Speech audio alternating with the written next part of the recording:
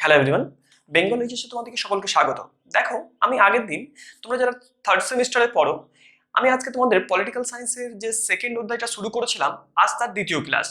দেখো, আমি তোমাদের প্রথম দিন বুঝিয়েছিলাম যে সম্মিলিত জাতিপুঞ্জ কেন প্রতিষ্ঠা হয়েছিল এবং সম্মিলিত জাতিপুঞ্জ প্রতিষ্ঠার আগে আর একটা কোন প্রতিষ্ঠান তৈরি হয়েছিল। দেখো, সম্মিলিত জাতিপুঞ্জ প্রতিষ্ঠার আগে লিগ অব নেশন প্রতিষ্ঠা হয়েছিল এবং কেন প্রতিষ্ঠা হয়েছিল আমি কিন্তু সেটা সম্বন্ধে বিস্তারিতভাবে আলোচনা করেছি। এবার সম্মিলিত জাতিপুঞ্জ যখন প্রতিষ্ঠা হচ্ছিল, দ্বিতীয় বিশ্বযুদ্ধ চলাকালীনই কিন্তু সম্মিলিত জাতিপুঞ্জ প্রতিষ্ঠা হচ্ছিল। এবার আমরা দেখব যে সম্মিলিত জাতিপুঞ্জ প্রতিষ্ঠার আগে বেশ কয়েকটা সম্মেলন হয়েছিল। সেই সম্মেলনগুলো সম্বন্ধে আমাদের কিন্তু খুব ভালো করে নলেজ রাখতে হবে, তাহলে কিন্তু আমরা সম্মিলিত জাতিপুঞ্জ ব্যাপারটা খুব ভালো করে বুঝতে পারবো। আমরা আগের দিন নিশ্চয়ই এটা খুব ভালো করে বুঝতে পেরেছিলাম যে কেন সম্মিলিত জাতিপুঞ্জটা প্রতিষ্ঠা হয়েছিল। এবার দেখো, সম্মিলিত জাতিপুঞ্জ যখন প্রতিষ্ঠা হচ্ছিল, এবার তখন থেকে যবে থেকে প্রতিষ্ঠা হতে লেগেছিল ঠিক তখন থেকে যে সমস্ত সম্মেলনগুলো হয়েছিল সেই সম্মেলনগুলো সম্বন্ধে আমরা বিস্তারিতভাবে আলোচনা করব, কারণ এই সমস্ত সম্মেলনগুলো থেকেও কিন্তু তোমাদের শর্ট প্রশ্ন আসবে। দেখো, আমাদের চ্যাপ্টারের নাম হচ্ছে আন্তর্জাতিক সংগঠন ও প্রতিষ্ঠান। এবার দেখো, সম্মিলিত জাতিপুঞ্জ যখন প্রতিষ্ঠার জন্য বিভিন্ন রকম যে সম্মেলনগুলো হচ্ছিল, তার মধ্যে প্রথম যে সম্মেলনটা হয়েছিল সেটা হচ্ছে লন্ডন ঘোষণা। শর্ট প্রশ্ন আসতে পারে, সম্মিলিত জাতিপুঞ্জ প্রতিষ্ঠার জন্য প্রথম কোন সম্মেলন গৃহীত হয়েছিল? সেটা হচ্ছে লন্ডন ঘোষণা। কবে হয়েছিল? 1941 খ্রিস্টাব্দে। দ্বিতীয় যে সম্মেলনটা হয়েছিল সেটা হচ্ছে আটলান্টিক সনদ। তারপরে হচ্ছে থার্ড হচ্ছে ওয়াশিংটন ঘোষণা, ফোর্থ হচ্ছে মস্কো ঘোষণা, তারপর হচ্ছে তেহরান ঘোষণা, তারপর হচ্ছে ডাম্বারস্টন ওকস, আর লাস্ট যে সম্মেলনটা হয়েছিল সেটা হচ্ছে ইয়াল্টা সম্মেলন। তাহলে প্রথম এবং শেষ এই দুটো সম্মেলন কিন্তু খুব ভালো করে মাথায় রাখবে। এবং তার মানে এটা নয় যে তোমরা এইগুলো সম্বন্ধে কোনো রকম নলেজ রাখবে না, কারণ এইগুলো থেকেও প্রশ্ন আসবে এবং কি ধরনের প্রশ্ন আসবে সেগুলো নিয়ে কিন্তু আমি তোমাদের বিস্তারিতভাবে আলোচনা করছি। তাহলে সম্মিলিত জাতিপুঞ্জ প্রতিষ্ঠার জন্য প্রথম যে সম্মেলনটা হয়েছিল তার নাম হচ্ছে লন্ডন ঘোষণা, আর শেষ যে সম্মেলনটা হয়েছিল তার নাম হচ্ছে ইয়াল্টা সম্মেলন। এবার দেখো যে লন্ডন ঘোষণা জিনিসটা কবে ঘোষণা হয়েছিল? 1941 খ্রিস্টাব্দের 12ই জুন। প্রথম পদক্ষেপ মিত্র শক্তিবর্গ কিন্তু এই লন্ডন ঘোষণাটাকে ঘোষণা করেছিল। এটা হচ্ছে প্রথম পদক্ষেপ। কেন ঘোষণা করেছিল? কারণ দেখা যাচ্ছে যুদ্ধোত্তর এই পৃথিবীতে শান্তি প্রতিষ্ঠাই ছিল তাদের মূল উদ্দেশ্য।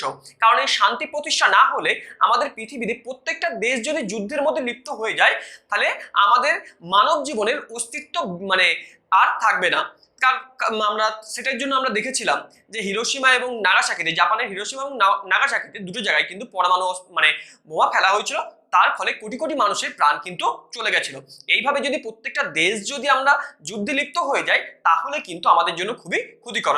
সেই জন্য এই যুদ্ধ যাতে বারবার আর না লাগে, সেই জন্য একটা প্রতিষ্ঠানের দরকার পড়লো। সেই প্রতিষ্ঠানে একটা বড় যে প্রতিষ্ঠানটা তৈরি হচ্ছে তার নাম হচ্ছে সম্মিলিত জাতিপুঞ্জ। কারণ এই প্রতিষ্ঠানে কি করবে, প্রত্যেকটা দেশের মধ্যে যদি কোনো রকম যুদ্ধ লাগতে যায় সেই যুদ্ধটাকে থামিয়ে দেওয়ার চেষ্টা করবে।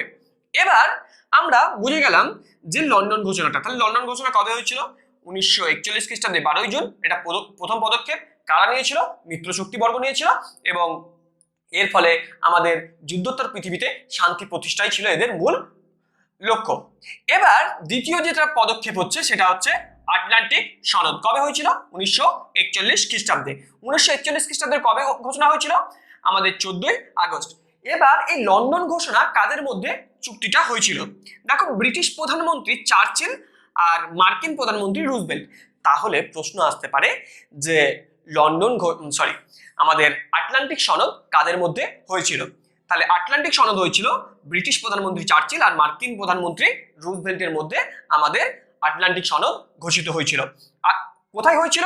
আটলান্টিক মহাসাগরে হয়েছিল, সেই জন্য এর নাম দেওয়া হয়েছে আটলান্টিক সনদ। এবার আটলান্টিক মহাসাগরের কোথায় হয়েছিল? প্রিন্স অফ ওয়েলস নামক জাহাজে। আটলান্টিক সনদ কোথায় গৃহীত হয়েছিল? আটলান্টিক মহাসাগরে একটা জাহাজের মধ্যে গৃহীত হয়েছিল এই পদক্ষেপটা। সেই জাহাজটার নাম কি ছিল? প্রিন্স অফ ওয়েলস নামক জাহাজে। আর এই আটলান্টিক সনদেও কিন্তু সেই একই কথা, 8টা নীতির কথা ঘোষণা করা হয়েছিল। এবং আটলান্টিক সনদে কতগুলো নীতির কথা ঘোষণা করা হয়েছিল? 8টা নীতির কথা ঘোষণা করা হয়েছিল। এবার এদের কিন্তু মূল উদ্দেশ্যই ছিল এটা যে আমাদের এই যুদ্ধোত্তর পৃথিবী থেকে আমাদের শান্তি প্রতিষ্ঠায় এদের মূল লক্ষ্য ছিল। এবং এই জন্য কিন্তু আমাদের এতগুলো সম্মেলন হয়েছিল। আমরা তারপরে দেখব ওয়াশিংটন ঘোষণা, মস্কো ঘোষণা, তেহরান ঘোষণা, ডাম্বাস্টন ওকস আর ইয়াল্টা সম্মেলন। এতগুলো সম্মেলন সম্বন্ধে আমরা যদি ভালো করে নলেজ রাখতে পারি তাহলেই বুঝে যাব যে সম্মিলিত জাতিপুঞ্জ কিভাবে প্রতিষ্ঠা হলো। চলো এবার এর পরবর্তী যেটা আছে সেটা আমাদের হচ্ছে ওয়াশিংটন ঘোষণা, মস্কো ঘোষণা। আমরা এগুলো ভালো করে দেখে নিই। তাহলে তোমরা খুব ভালো করে দেখো যে এর পরবর্তীকালে যে ঘোষণাটা হয়েছিল সেটা হচ্ছে ওয়াশিংটন ঘোষণা। কবে হয়েছিল? 1942 খ্রিস্টাব্দের 1 জানুয়ারি। কাদের মধ্যে হয়েছিল? মার্কিন রাষ্ট্রপতি রুজভেল্ট, সোভিয়েত প্রতিনিধি মার্কসিস লিটভিনভ, ব্রিটিশ প্রধানমন্ত্রী চার্চিল, চীনের প্রধানমন্ত্রী টিভি সুং, এরা সবাই ওয়াশিংটনে মিলিত হয়েছিল এবং ওয়াশিংটনে মিলিত হয়েছিল বলেই এই সম্মেলনটার নাম দেওয়া হয়েছিল ওয়াশিংটন ঘোষণা। এরা যে দলিলে স্বাক্ষর করেছিল সেই দলিলটার নাম দেওয়া হয়েছিল যে সম্মিলিত জাতিপুঞ্জ ঘোষণা। এবং সম্মিলিত জাতিপুঞ্জ ঘোষণায় প্রথমের দিকে মানে 22টা রাষ্ট্র কিন্তু প্রথমে ওই দলিলে স্বাক্ষর করেছিল এবং তারও পরবর্তীকালে 21টা রাষ্ট্র পরবর্তীকালে ওই দলিলে সমর্থন করেছিল। এদের মূল লক্ষ্য ছিল এটাই যে অক্ষ শক্তি যারা ছিল যেমন জার্মান, ইটালি, জাপান এদিকে পরাজিত করতে হবে। এবং আরেকটা লক্ষ্য ছিল আটলান্টিক সনদ যখন হলো ওরা যে নীতিগুলোকে ঘোষণা করেছিল ওদের নীতিগুলোকে যারা সমর্থন করছিল সেই নীতি মেনে বলা হচ্ছে এই 22টা এই পরবর্তীকালে আরও 21টা রাষ্ট্র এইভাবে সমর্থন জানাচ্ছিল এবং এদের মূল লক্ষ্যই ছিল যে মিত্র শক্তিকে বাজেভাবে পরাজিত করতে হবে।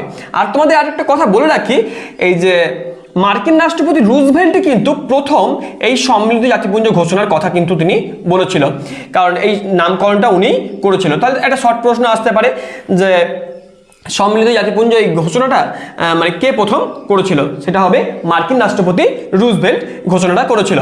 তাহলে আমরা কিন্তু পরপর তিনটে বুঝে গেলাম, যেমন লন্ডন ঘোষণা, আটলান্টিক সনদ আর ওয়াশিংটন ঘোষণা। এবার আমরা দেখব মস্কো ঘোষণা, তেহরান ঘোষণা, ডাম্বাস্টন ওকস আর ইয়াল্টা সম্মেলন। চলো নেক্সটটা দেখে নিই। তাহলে তোমরা দেখবে যে এরপরে অনেকগুলো সম্মেলন কিন্তু হয়েছিল। সেই সম্মেলনগুলোর মধ্যে হচ্ছে যেমন হচ্ছে মস্কো ঘোষণা, তেহরান ঘোষণা। এই সমস্ত ঘোষণাগুলো কিন্তু ইম্পর্টেন্ট, প্রচণ্ড ইম্পর্টেন্ট। কবে হয়েছিল এবং কারা এই সমস্ত জায়গায় যোগদান করেছিল? এদের মূল উদ্দেশ্যই কিন্তু একটা ছিল যে বিশ্বের শান্তি প্রতিষ্ঠা করা। এবার যখন লাস্ট যে সম্মেলনটা হয়েছিল হচ্ছে আমাদের ইয়াল্টা সম্মেলন, এই ইয়াল্টা সম্মেলন কিন্তু মাঝপথে থেমে যায় এবং পরবর্তীকালে ইয়াল্টা সম্মেলন শেষ হয় গিয়ে আমাদের সান ফ্রান্সিসকো সম্মেলন বা জাতিপুঞ্জ প্রতিষ্ঠা সম্মেলন যেমন যেটা প্রতিষ্ঠা ছিল সেখানে কিন্তু এই ইয়াল্টা সম্মেলনটা শেষ হয়। এবার দেখো সম্মিলিত জাতিপুঞ্জ যখন প্রতিষ্ঠা হলো সেটা কবে প্রতিষ্ঠা হচ্ছে? যে আমাদের এপ্রিল মাসে এই সান ফ্রান্সিসকো সম্মেলনে মিলিত হয়ে এটা ঘোষণা করা হলো 1945 সালে এপ্রিল মাসে। এবং ঠিক এর 2 মাস পরে আমাদের 26শে জুন আমাদের ঠিক হলো যে হ্যাঁ সম্মিলিত জাতিপুঞ্জ আমাদের কার্যকর করবে এবং 24শে অক্টোবর আনুষ্ঠানিকভাবে এর কার্যকর কিন্তু শুরু হয়। প্রথম যখন তাহলে সম্মিলিত জাতিপুঞ্জ কবে প্রতিষ্ঠা হলো যদি প্রশ্ন আসে তাহলে কিন্তু তোমরা বলবে যে 1945 খ্রিস্টাব্দে 24শে অক্টোবর। এবং সম্মিলিত জাতিপুঞ্জ যখন প্রতিষ্ঠা হলো তখন তার সদস্য রাষ্ট্রের সংখ্যা কত ছিল?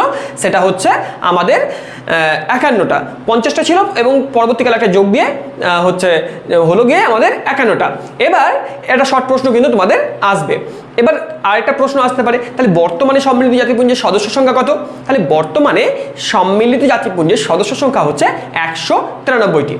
আর বলা হচ্ছে তাহলে আরেকটা প্রশ্ন মন থেকে যাচ্ছে, আমি বলেছিলাম প্রথম আর শেষ কারা যোগ দিয়েছিল, এগুলো কিন্তু খুব ইম্পর্টেন্ট এক একটা। তাহলে সবার শেষে যোগদান করেছিল হচ্ছে দক্ষিণ সুদান, সেটা হচ্ছে 2011 সালে যোগদান করেছিল সম্মিলিত জাতিপুঞ্জে দক্ষিণ সুদান।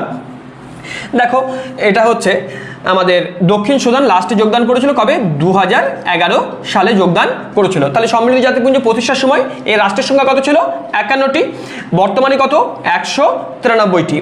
এবার আমরা দেখব, তাহলে আমি একটা কথা তোমাদের প্রথম দিনই বলে রেখেছিলাম যে সম্মিলিত জাতিপুঞ্জ যখন প্রতিষ্ঠা হয় আমরা দেখলাম যে প্রত্যেকটা নাগরিকদের জন্য যেমন আইন আছে তেমনই কিন্তু আন্তর্জাতিক আইনের স্রষ্টা যিনি ছিলেন তিনি কিন্তু ঘোষণা করেছিল যে রাষ্ট্রের মধ্যে প্রত্যেকটা রাষ্ট্রের জন্য আলাদা একটা আইন থাকা দরকার। সেই জন্য সম্মিলিত জাতিপুঞ্জের সনদ বা সম্মিলিত জাতিপুঞ্জের সংবিধানকে সনদ বলা হয়। এবার এরা কিন্তু একটা সংবিধানকে তৈরি করলো। সেই সংবিধানে কিন্তু আমাদের 19টা অধ্যায় আছে এবং 111টি ধারা আছে।